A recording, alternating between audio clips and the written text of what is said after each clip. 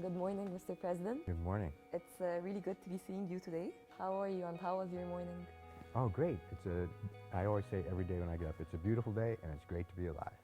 So in the past couple of weeks, there were some celebrations, events, meetings that we actually wanted you to update the student body about. Let me start with my favorite, the Centennial celebration. How did you think it went and how do you feel about it? In my own view, this Centennial is such a special period. I feel really lucky to be here during the 100th year. And the events of this past week were just incredible. The combination of intellectual things like Malak El Menyawi's amazing presentation on her business of AI and the fashion show, to the International Food Festival of the Student Union. I really enjoyed that, and it took an army of people to put it together, students, faculty, staff. It was wonderful to see everybody pulling together in a fun pursuit. Since the Board of Trustees were here during this month, what changes or updates should the AUC community expect? We do the usual annual business, looking at trying to have a balanced budget and keep prices down, quality up. We had the finance minister come and give a presentation on his outlook for Egypt's economy.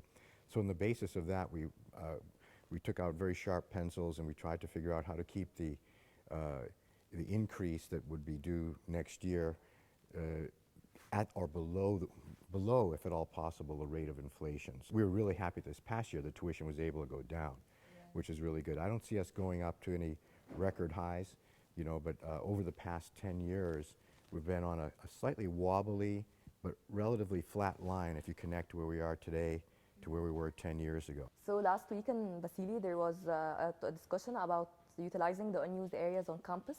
So can you tell us why this is happening now and what's going to be built on it?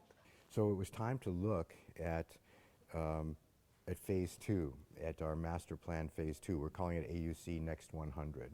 When we have a structured, methodical conversation where we first bounce around all kinds of great ideas and then bring those ideas down to earth, we'll be better able to make decisions about, okay, what's the next set of buildings we need? Do the students need more quiet space for study and hanging around?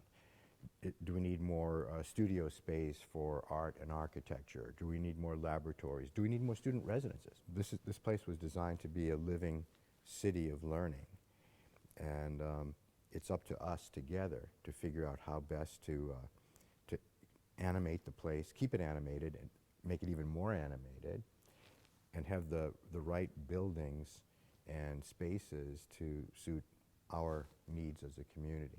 Finally, you have seen a lot of international students on campus that are not enrolled in the university. They're actually coming on visits. Can you tell us more about the purpose of these visits? We're Egypt's global university. In the past, we had many more foreign students actually enrolled, whether as undergraduates or graduates. My own daughter went here as a graduate student, and she's very proud of that, and I am too. And my now son-in-law, they met here. Everybody knows Egypt's special, but when you come here and experience it and meet Egyptians, it's just like, it just opens your mind. And I just find such joy in meeting with groups like that. We've had 3 different American student university groups come just over the past month. So these visiting groups are important to reopen the doors of Egypt, I think, the windows to the foreigners, so they'll come in and see a piece of the real Egypt. AUC is special after all. But it's been a very successful set of visits, I have to say. Thank you so much, Mr. President. We really enjoyed this interview. Thank you. My pleasure.